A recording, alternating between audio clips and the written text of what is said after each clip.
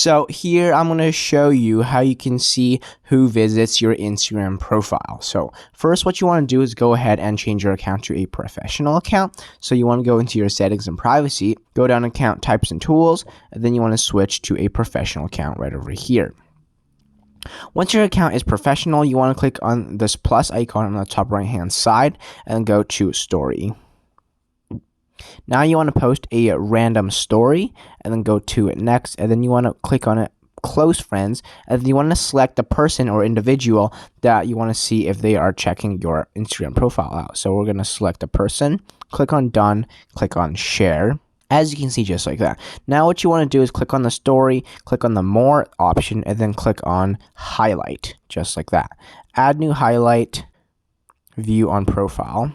So now you have made a highlight on your Instagram profile. If you simply click on it, and then you can basically see who has viewed your Instagram highlight, if that person or individual has viewed on your close friends.